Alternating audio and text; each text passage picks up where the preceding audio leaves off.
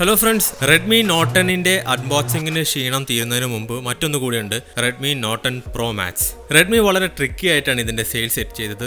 ഞാൻ അതിന്റെ പ്രതിഷേധം ട്വിറ്ററിൽ അറിയിക്കുകയും ചെയ്തായിരുന്നു. വേറൊന്നുമല്ല, ഞാൻ നോട്ട് 10 പ്രോ ആണ് എടുക്കാൻ ആദ്യം പ്ലാൻ ചെയ്തത്. എന്നാൽ ഒരു കളർ വേരിയന്റിൽ ഒരു പ്രൈസ് വേരിയന്റ് മാത്രമാണ് റെഡ്മി ഫ്ലാഷ് സെയിലിൽ നൽകിയത് ഫസ്റ്റ് ഡേ.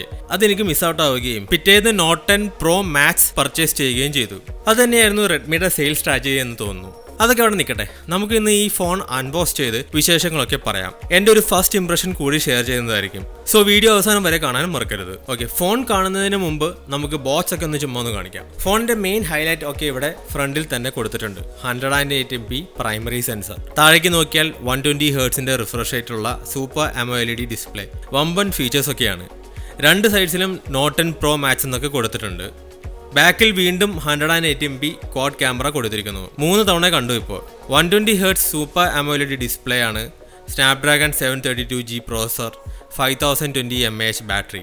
കിടു സ്പെക്സ് ആണല്ല. താഴേക്ക് നോക്കിയാൽ എൻ്റെ കയ്യിലിരിക്കുന്ന മോഡൽ ഏതാണെന്ന് കാണാം. ഡാർക്ക് നൈറ്റ് കളർ വേരിയന്റ് ആണ്. 6GB 128GB storage variant. ഇനി നമുക്ക് നേരെ ബോക്സ് കട്ട് ചെയ്ത് അവനെ അങ്ങ് പുറത്തെടുക്കാം. ഫോൺ പുറത്തേക്ക് വരുമ്പോഴത്തേക്കും ഒരു കാര്യം പറയാം. ഈ ചാനൽ ആദ്യമായിട്ടാണ് നിങ്ങൾ കാണുന്നതെങ്കിൽ സബ്സ്ക്രൈബ് ആൻഡ് നോട്ടിഫിക്കേഷൻ ബട്ടൺ ഒന്ന് പ്രസ് ചെയ്തിട്ടാൽ ക്വാളിറ്റി ടെക് കണ്ടന്റ്സ് ഇങ്ങനെ നിങ്ങൾക്ക് എളുപ്പം കിട്ടുന്നതായിരിക്കും. ഓക്കെ, ബോക്സ് തുറക്കുമ്പോൾ നേരെ കാണുന്നത് ഫോണായിരിക്കും എന്ന് കരുതി. ബട്ട് ഒരു ചെറിയ ബോക്സ് ആണ്. അതിൽ ഡിസൈൻ ബൈ റെഡ്മി എന്നൊക്കെ കൊടുത്തിട്ടുണ്ട്. ഓക്കെ, ഈ ബോക്സിൽ ആണ് സിം ഇജക്ടർ പിന്ന്, ഫോൺ മാനുവൽ, പിന്നെ സിലിക്കോൺ കേസും നൽകിയിരിക്കുന്നത്. കൊള്ളാം, ഈ സിലിക്കോൺ കേസ് നല്ല ലുക്കുണ്ട്. പോരാത്തതിന് ഫ്രോസ്റ്റഡ് പാറ്റേൺ ആൻഡ് ഫിനിഷുമാണ്. സോ ഒരു ഗ്രിപ്പ് കിട്ടണം. അതുപോലെ നല്ല ക്വാളിറ്റി ഉണ്ട് ഈ സിലിക്കോൺ കേസിന്. ഓക്കെ, ഇനി നമുക്ക് ഫോൺ എടുക്കാം. നോട്ട് 10 എടുത്തപ്പോൾ തോന്നിയ ആ ഒരു ഫീൽ ഇവിടെ ഇല്ല. ഭയങ്കര ലൈറ്റ് വെയിറ്റ് ഒന്നുമല്ല, അത്യാവശ്യം വെയിറ്റ് ഉണ്ട്. എന്നാലും 200 ഗ്രാംസിൽ താഴെയാണ് വരുന്നുള്ളൂ. ഓക്കെ, ബാക്കി ഇനി ബോക്സിൽ വരുന്നത് ഫോണിൻ്റെ ചാർജറാണ്. 33 വാട്ടിൻ്റെ ഫാസ്റ്റ് ചാർജറാണ് കിട്ടുന്നത്. സെയിം ചാർജറാണ് റെഡ്മി നോട്ട് 9 പ്രോ മാക്സിലും പോകോ H3ലും പോകോ M2 പ്രോയിലും ഒക്കെ കണ്ടത്. ഓക്കെ, കൂടെ വരുന്നത് ടൈപ്പ് C കേബിൾ ആണ്. നമുക്കിനി ഫോണിനെ കവർ ചെയ്തിരിക്കുന്ന ഈ കവർ പൊളിച്ചു മാറ്റി ഫോൺ ഒന്ന് കാണാം. റെഡ്മി നോട്ട് 10 ലൈറ്റ് വെയിറ്റ് ആണെന്ന് പറഞ്ഞല്ലോ. ഈ ഫോൺ എടുത്തപ്പോൾ എനിക്ക് ഫസ്റ്റ് ഫീൽ ചെയ്യുന്നത് എന്താണെന്നോ, പ്രീമിയം ഫിനിഷ് ആണെന്നാണ്.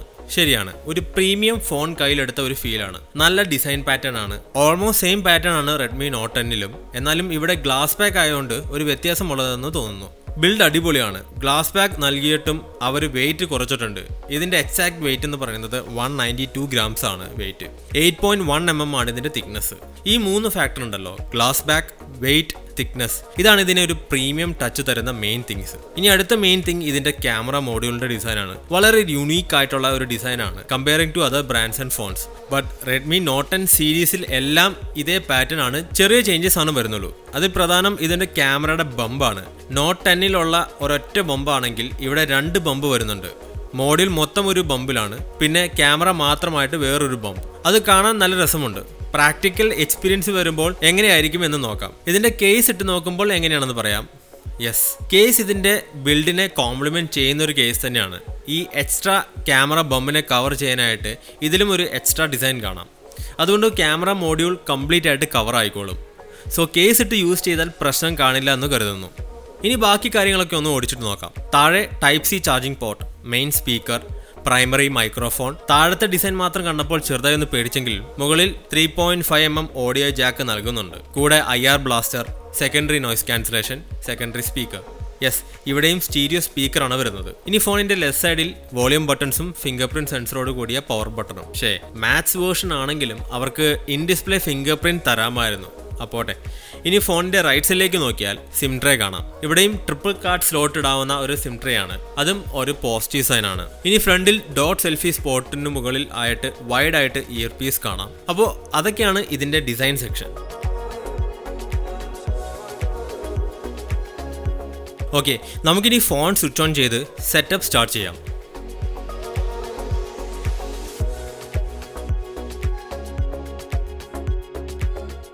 ഇപ്പോൾ ഡിഫോൾട്ട് ലോഞ്ചർ ഏത് വേണമെന്ന് ചോദിക്കേണ്ടത്. ഞാൻ ആപ്പ് ഡ്രോവറാണ് സെലക്ട് ചെയ്യുന്നത്.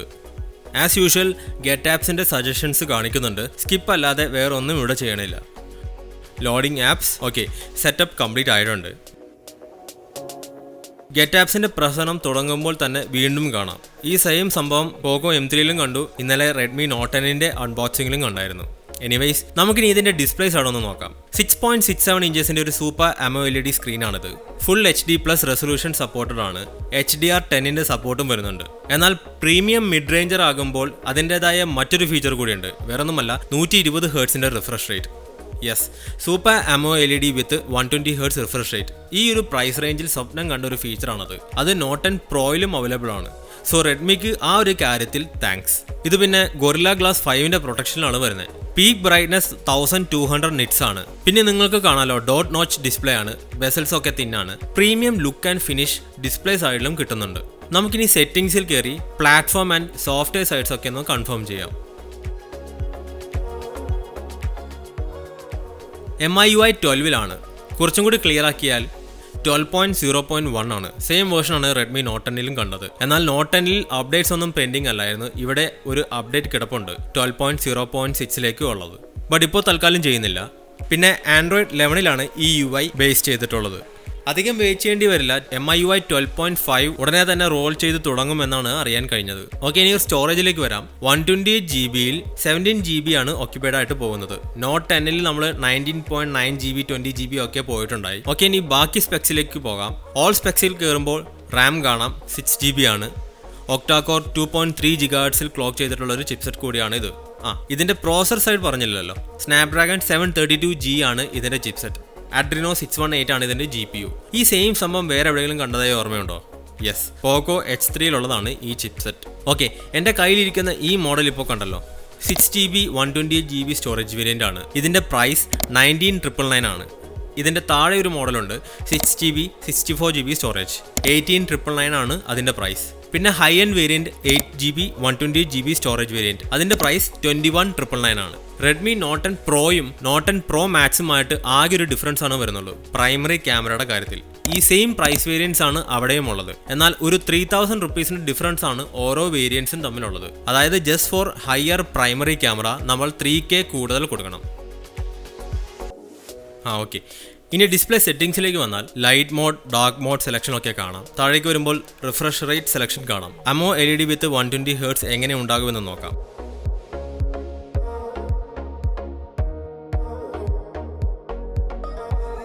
നല്ല ഡിഫറൻസ് ഉണ്ട്. നല്ലപോലെ നമുക്ക് ഫീൽ ചെയ്യാൻ പറ്റുന്നുണ്ട്. കൊള്ളാം. ഒരു ചെറിയ ഹൈ ഡെഫിനിഷൻ വീഡിയോ ഒന്ന് കണ്ടു നോക്കാം. യൂട്യൂബിൽ നിന്നാണ് ഇപ്പോൾ പ്ലേ ചെയ്തിരിക്കുന്നത്.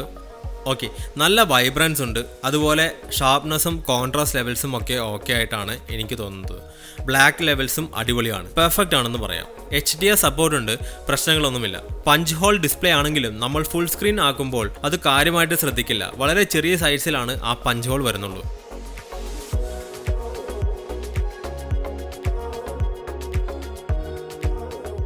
ഇനി ഇതിൻ്റെ ഓഡിയോ ഔട്ട്പുട്ട് ഒന്ന് നോക്കാം. സ്റ്റീരിയോ സ്പീക്കർ സെറ്റപ്പ് ആണ്.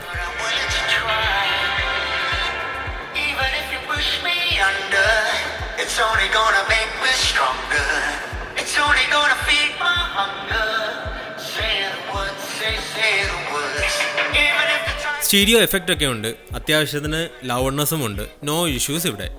ഇനിയുള്ളത് ഇതിൻ്റെ ഫിംഗർ പ്രിൻറ്റ് സെൻസറിൻ്റെ പെർഫോമൻസ് എങ്ങനെയുണ്ടെന്നാണ്. കൊള്ളാം, ഫാസ്റ്ററാണ്, പ്രശ്നങ്ങളില്ല. ബട്ട് 20K അറൗണ്ട് വരുമ്പോൾ ഇൻ ഡിസ്പ്ലേ കൂടി തരാമായിരുന്നു എന്ന് എനിക്ക് തോന്നുന്നു. അത് കുറച്ചുകൂടി പ്രീമിയം ഫിനിഷ് തരുമായിരുന്നു. ഓക്കെ, ഇനി ഫേസ് അൺലോക്കിൻ്റെ കാര്യം. അതും നല്ല ഫാസ്റ്റർ റെസ്പോൺസ് ആണ്. ഈവൻ സ്ട്രേറ്റ് ടു ഫേസ് അല്ലാതെ ചെറിയൊരു ആംഗിൾ ഡിഫറൻസിലും ഫേസ് ഡിറ്റക്ട് ചെയ്ത് അൺലോക്ക് ആകുന്നുണ്ട്, വിച്ച് ഇസ് റിയലി ഗ്രേറ്റ്. ഇനി നമുക്ക് നോട്ട് 10 പ്രോയിൽ നിന്ന് വ്യത്യസ്തനാക്കുന്ന ആ ഒരു സെക്ഷനിലേക്ക് പോകാം. യെസ്, ക്യാമറ ഡിപ്പാർട്ട്മെൻ്റ് ആണ്. ക്വാഡ് ക്യാമറ സെറ്റപ്പ് ആണ് പുറകിൽ വരുന്നത്.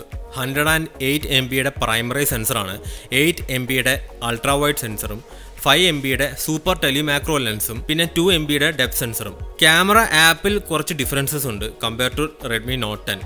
കുറച്ച് അഡീഷണൽ ഫീച്ചേഴ്സ് കാണാം. പ്രോ മോഡിൽ 108 MB സെലക്ട് ചെയ്യാൻ സാധിക്കുന്നുണ്ട്. വീഡിയോ സൈഡിലേക്ക് വരുമ്പോൾ സെയിം ഫീച്ചേഴ്സ് ആണ്. അൾട്രാ വൈഡ് 2X ഒക്കെ സ്വിച്ച് ചെയ്യാൻ പറ്റും. 4K at 30 FPS വരെയാണ് മാക്സിമം സപ്പോർട്ടഡ്. സൂപ്പർ മാക്രോ മോഡിൽ ഷൂട്ട് ചെയ്യുമ്പോൾ ഓട്ടോമാറ്റിക്കലി 1080p at 30 fps മാറും. ആ ഒരു റെസൊല്യൂഷനാണ് സൂപ്പർ മാക്രോ മോഡിൽ മാക്സിമം കിട്ടുന്നത്. അതുപോലെ സൂപ്പർ സ്റ്റഡി മോഡും അവൈലബിൾ ആണ്. അന്നേരം 4Kയിലാണ് കിടക്കുന്നതെങ്കിൽ automatically 1080p at 30 fps shift ആകും. അതായത് 4Kയിൽ സൂപ്പർ സ്റ്റഡി കിട്ടുന്നില്ല എന്ന്. പോക്കോ X2ൽ ഒരു സ്റ്റെബിലൈസ്ഡ് വീഡിയോ നമുക്ക് 4Kയിലും കിട്ടുന്നുണ്ട്. സോ അതൊരു പോരായ്മയാണ്. ഇനി ഫോട്ടോസ് മോഡിലേക്ക് വന്നാൽ വലിയ വ്യത്യാസങ്ങളൊന്നുമില്ല. അൾട്രാ വൈഡ് 2x കിട്ടുന്നുണ്ട്. മുകളിൽ HDR മോഡ്, AI മോഡൊക്കെ സെറ്റ് ചെയ്യാം. ഇവിടെയുള്ള സെറ്റിംഗ്സിൽ കയറിയാൽ സൂപ്പർ മാക്രോ ഷൂട്ട് ചെയ്യാൻ സാധിക്കും. അതുപോലെ ആസ്പെക്ട് റേഷ്യോ ഒക്കെ ഇവിടെ നിന്നാണ് സെറ്റ് ചെയ്യേണ്ടത്. കൂടാതെ പ്രോ കളർ, മൂവി ഫ്രെയിം ഒക്കെ ഇവിടെ നിന്ന് കിട്ടുന്നുണ്ട്. പിന്നെ വരുന്നത് പോർട്രേറ്റ് മോഡാണ്. ഇതിൽ ബോക്കെ എഫക്ട് റേഞ്ചിന് പുറമെ ഒരു സിനിമാറ്റിക് എഫക്ട് എന്നൊരു ഓപ്ഷൻ കൂടി കാണാം. വൈഡ് റേഞ്ച് ഓഫ് എഫക്ട്സ് ഒക്കെ ഇവിടെ കിടപ്പുണ്ട്. ഓക്കെ, ഇനി മോർ ഓപ്ഷൻസിലേക്ക് വരുമ്പോൾ night mode, 108 MB, vlog, dual video, slow motion, clone, long exposure, അങ്ങനെ കുറച്ചധികം ഡിഫറെൻറ്റ് ഓപ്ഷൻസ് കിട്ടുന്നതാണ്. ഇതിൻ്റെ ലേഔട്ടൊക്കെ ചേഞ്ച് ചെയ്ത് ടൈൽ മോഡിലാക്കാൻ പറ്റും. ഇനി സെൽഫിയുടെ കാര്യം പറയാം. 16 MB സെൽഫി ഷൂട്ടറാണ്. 1080p at 30 fps വീഡിയോ എടുക്കാൻ കഴിയുന്നതാണ്. ഇനി ഞാൻ ഈ ഫോണിലെടുത്ത കുറച്ച് സാമ്പിൾസ് നമുക്ക് കാണാം. കാര്യം 108 MB ആണെങ്കിലും അധികം എക്സ്പെക്ടേഷൻസ് വേണ്ട. കാരണം ഇത് സാംസങ് ഐസോസെൽ HM2 സെൻസറാണ്. ഡെഫിനറ്റ്ലി ഒരു ഹൈ റെസൊല്യൂഷൻ സെൻസറാണ്, ബട്ട് ഒരു ഹൈ എൻഡ് വൺ അല്ല. ബഡ്ജറ്റ് ഫോൺസിലൊക്കെ കണ്ടുവരുന്ന ഒരു സെൻസറാണിത്. 9:1 പിക്സൽ ബീനിങ് നൽകി 12 MP ഷോട്ട്സ് ആണ് ഡിഫോൾട്ട് ആയിട്ട് എടുക്കുന്നത്. ഇതിൽ നിന്ന് എടുക്കുന്ന പിക്സിന് ഒക്കെ നല്ല ഡീറ്റെയിൽസ് ഉണ്ട്. ഗ്രേറ്റ് കളേഴ്സ് ആണ്. ട്രിക്കിയർ കണ്ടീഷൻസിൽ നമ്മൾ ക്ലിക്ക് ചെയ്യുമ്പോൾ ഉള്ള റിസൾട്ട്സിന് ഒരു ഡൈനാമിക് റേഞ്ച് കുറച്ചുകൂടി ബെറ്റർ ആക്കാമായിരുന്നു. ഈവൻ 2x ഡിജിറ്റൽ സൂമിലും ഡീറ്റെയിൽസ് എല്ലാം ഏതാണ്ടൊക്കെ റീറ്റെയിൻ ചെയ്തിട്ടുണ്ട്. ഇതൊക്കെ ഡൈലൈറ്റ് കണ്ടീഷൻസിലുള്ള കാര്യങ്ങളാണ്. എന്നാൽ ലോ ലൈറ്റ് കണ്ടീഷൻസിലേക്ക് വരുമ്പോൾ 108 MBയിൽ നിന്നുള്ള പിക്സ് ഒക്കെ അത്രയ്ക്ക് മോശമല്ല. ഇവിടെയും നല്ല ഡൈനാമിക് റേഞ്ച് മെയിൻറ്റെയിൻ ചെയ്യാൻ സാധിക്കുന്നുണ്ട്. ഷാഡോസിൽ നിന്ന് ഡീറ്റെയിൽസ് ഒക്കെ കൊണ്ടുവരാൻ സാധിക്കുന്നുണ്ട്. സ്ലോവർ ഷട്ടറും നോയ്സ് റിഡക്ഷനും ഒന്ന് ശ്രദ്ധിച്ചാൽ മതി. ഇനി അൾട്രാ വൈഡ് സെൻസറിൻ്റെ കാര്യം അത്രയ്ക്ക് ഗംഭീരമല്ല. ആവറേജ് റിസൾട്ട്സ് ആണ്. കളേഴ്സും ഡൈനാമിക് റേഞ്ചും ടെമ്പറേച്ചറും ഒക്കെ മാച്ച് ചെയ്യാൻ ബുദ്ധിമുട്ടുന്നുണ്ട്. ബട്ട് സൂപ്പർ മാക്രോ ലെൻസിലേക്ക് വരുമ്പോൾ ഇതൊന്നുമല്ല അവസ്ഥ. നല്ല സൂപ്പർ പിക്സ് ആണ്. കുറച്ച് പേഷ്യൻസ് ഉണ്ടെങ്കിൽ നല്ല കിടു പിക്സ് എടുക്കാം. 2x മാഗ്നിഫിക്കേഷൻ കൂടി നൽകുന്നതുകൊണ്ട് നമുക്ക് കുറച്ചുകൂടി അധികം ഒബ്ജക്ട്സിന്റെ അടുത്തേക്ക് പോകാൻ സാധിക്കും. 2 MP മാക്രോ സെൻസർ തരുന്ന ഈ പ്രൈസ് റേഞ്ചിൽ ഇവനൊരു മാറ്റം ഉണ്ടാക്കുമെന്ന കാര്യം ഉറപ്പാണ്. ഇനി സെൽഫീസിന്റെ കാര്യം പറഞ്ഞാൽ അൾട്രാ വൈഡ് പോലെ തന്നെ അത്രയ്ക്ക് ഗംഭീരമല്ല. എന്നാൽ ഈ പ്രൈസ് സെഗ്മെന്റിൽ സാറ്റിസ്ഫാക്ടറി ആണെന്ന് പറയാൻ പറ്റും. പോർട്രേറ്റ് മോഡ് ഇമേജസ് നല്ലപോലെ ബാക്ക്ഗ്രൗണ്ടിനെ സെപ്പറേറ്റ് ചെയ്യുന്നുണ്ട്. ഇനി വീഡിയോയുടെ കാര്യം പറഞ്ഞാൽ നേരത്തെ പറഞ്ഞായിരുന്നു 1080p at 30 fps super study കിട്ടുള്ളൂ. So 4K videos details കൂടുതലാണെങ്കിലും shaky results ആണ്. Selfie video 1080p at 30 fps okay ആണ്, പ്രശ്നങ്ങളൊന്നുമില്ല. ഇനി എല്ലായ്പ്പോഴും ഉള്ള പോലെ ഏറ്റവും ലാസ്റ്റ് നമ്മൾ ഡിസ്കസ് ചെയ്യുന്നത് ഇതിൻ്റെ ബാറ്ററി സെക്ഷനാണ്. 5020 mAh കപ്പാസിറ്റിയാണ് വരുന്നത്. റെഡ്മി നോട്ട് 10ൽ 5000 ആയിരുന്നു. 5020 mAh കപ്പാസിറ്റിയും 33 വാട്ടിൻ്റെ ഫാസ്റ്റ് ചാർജറും സെയിം റെഡ്മി നോട്ട് 9 Pro Maxൽ കണ്ട ഐറ്റം തന്നെയാണ്. സോ ഒരു കാര്യമായ ഡിഫറൻസ് പ്രതീക്ഷിക്കുന്നില്ല. 1.5 hours ചാർജ് ചെയ്യാനും ആവറേജ് യൂസിൽ 1.5 ദിവസം ബാക്കപ്പുമാണ് എക്സ്പെക്ട് ചെയ്യുന്നത്. ബാറ്ററിയുടെ റിവ്യൂ കാര്യങ്ങളൊക്കെ ചെയ്യുമ്പോൾ ഡീറ്റെയിൽ ആയിട്ട് പറയാം.